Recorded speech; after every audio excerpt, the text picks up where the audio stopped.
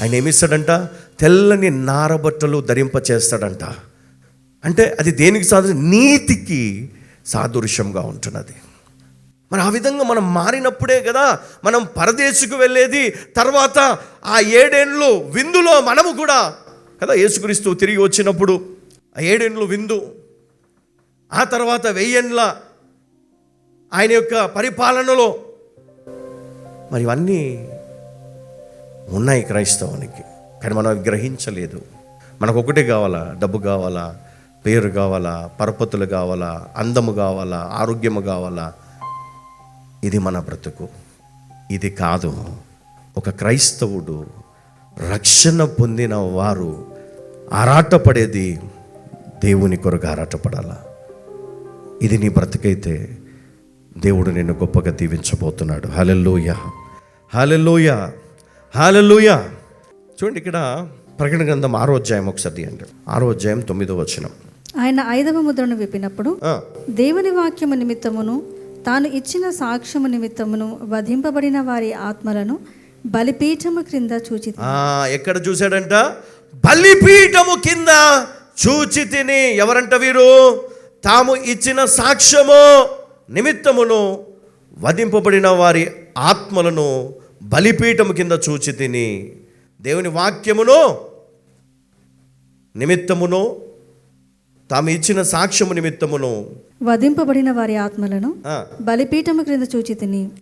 వారు నాథ సత్యస్వరూపి. ఏమన్నారంట? వారు నాథ సత్యస్వరూపి, పరిశుద్ధుడా, పరిశుద్ధుడా, ఎందాక తీర్పు తీర్చకయు, ఎందాక తీర్పు తీర్చకయు, రక్తము నిమిత్తము మా రక్తము నిమిత్తము భూనివాసులకు ప్రతిదండన చేయకయుందు, ప్రతిదండన చేయకయుందు అని బిగ్గరగా కేకలు వేసి. బలిపీఠం కింద నుంచి మొరపెడుతున్నారంటే ఎవరమ్మా? మనం అనుకుంటాం కదా, చనిపోయినకి ఎక్కడ పోతాం? వాళ్ళ ఆత్మలు పరదేశంలో చాలా కంఫర్ట్ లైఫ్ని వారు లీడ్ చేస్తూ ఉన్నారు. ఇక్కడ దేవుని ఆరాధిస్తూ ఘనమైన అద్భుతమైనటువంటి జీవితాన్ని కొనసాగుతుంది. ఇంకెప్పుడు తీర్పు వస్తుంది, ఇంకెప్పుడు తీర్పు వస్తుంది? వీళ్ళు మొరపెడుతున్నారంట కదా. ఏమన్నారమ్మా? మళ్ళీ ఒకసారి. నాథా సత్యస్వరూపి, నాథా సత్యస్వరూపి, పరిశుద్ధుడా, పరిశుద్ధుడా, ఎందాక తీర్పు తీర్చకయు, మా రక్తము నిమిత్తము భూనివాసులకు ప్రతిదండన చేయకయు ఉందువని బిగ్గరగా కేకలు వేసిరి. వాళ్ళు ఆరాట పడుతున్నారంట. లేట్ అయిపోతుంది, ఇంకెప్పుడు ఇంకెప్పుడు ఇంకెప్పుడు. చూడండి, ఇక్కడ దావీదు కుమారుడు చనిపోయాడు. చనిపోకముందు ఆయన మందిరములో కన్నీళ్లు విడుస్తూ బూడిద జల్లుకొని మొరపెడుతూ ఉన్నాడు. నిద్ర లేదు, ఆకలి లేదు, ప్రార్థన ప్రార్థన ప్రార్థన ప్రార్థన, మొరపెట్టుడు. ఆయన అక్కడి నుంచి బయటికి రావట్లేడు. 2 సమూయేలు 12వ అధ్యాయం 23వ వచనాన్ని ఒకసారి మనం చదువుకుందాం. ఇప్పుడు చనిపోయాను గనుక నేనెందుకు ఉపవాసం ఉండవలెనని వానిని తిరిగి రప్పించగలనా? ఏమన్నాడు? నేను వాణ్ణి తిరిగి రప్పించగలనా? నేను వాని యొద్దకు పోవుదును కానీ, నేను వాని యొద్దకు పోవుదును కానీ వాడు నా యొద్దకు మరల రాడని వారితో చెప్పాడు. చనిపోయాక శుభ్రంగా లేచాడంట, వెళ్ళి స్నానం చేసి భోజనం చేశాడంట. అప్పటి వరకేమో కుమారుడు చనిపోయినంతసేపు ఏమో ప్రార్థనలు చేస్తూ ఉన్నాడు ఉపవాసంతో. కానీ ఎప్పుడైతే కుమారుడు చనిపోయాడో ఆయన వెళ్ళి స్నానం చేసి భోజనం చేస్తూ ఉన్నాడంట. మరి వాళ్ళు అడిగారు సమాధానం. ఆయన ఏమైనా ఇచ్చాడు? ఇప్పుడు వాడు తిరిగి నా దగ్గరికి రాగలడా? నేనే వాని యొద్దకు. హల్లెలూయా, హల్లెలూయా. సత్యం తెలుసు ఆయనకి. ఒకప్పుడు క్రీస్తుకు ముందు మనము మరణం అంటే భయపడే వాళ్ళము, ఏడ్చే వాళ్ళము. ఎందుకంటే తర్వాత మన గతి ఏమీ లేదనుకుంటాం మనం.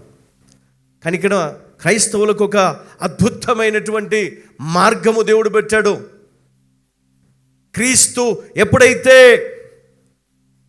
చనిపోయి 3వ దినమున తిరిగి లేచాడో, ఇదిగో క్రైస్తవులందరికీ గొప్ప శుభవార్త ఏంటో తెలుసా? నేను ఎలాగైతే శ్రమపడి చనిపోయి తిరిగి లేచానో మీరు కూడా తిరిగి బ్రతుకుతారు. హల్లెలూయా. హెబ్రీయులు 9:27లో ఇట్లా రాయబడింది. ఏమని? మనుషులు ఒకసారే మృతి పొందవలనని నియమింపబడెను. ప్రసంగి 12:7లో ఈ విధంగా రాయబడింది. శరీరం మట్టిలో కలిసిపోయిన ఆత్మ దేవుని దగ్గరకు వెళ్తుంది కదా. అందుకనే ఈరోజు మనం గ్రహించాలి దేవుడు మనకి ఇచ్చినటువంటి అద్భుతమైన జీవితాన్ని. అందుకే యేసు ఒక మాట అంటాడు యోహాను సువార్త 11:25లో, నేనే పునరుత్థానమును జీవమును నేనే, నా యందు విశ్వాసముంచువాడు చనిపోయినను బ్రతుకును. ఎట్లా సాధ్యం ఇది? చాలామంది అనుకుంటారు, విశ్వాసంతో ప్రార్థన చేస్తారు, అయ్యా నా కుమారుడు బ్రతుకుతాడన్నావు, బ్రతకలేదు. దావీదు అన్నాడు, వాడు రాడు, నేనే వెళ్ళాలి. యేసుక్రీస్తు చూపించాడు మనకు మార్గం.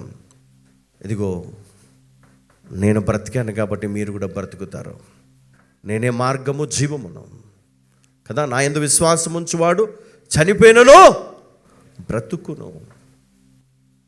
హల్లెలూయా. మనం గుర్తుపెట్టుకోవాలి, తెస్సలోనికీయులకు రాసిన పత్రిక 4వ అధ్యాయము 13వ వచనం, సహోదరులారా నిరీక్షణ లేని ఇతరుల వలె మీరు దుఃఖపడకును నిమిత్తం. ఏమంట?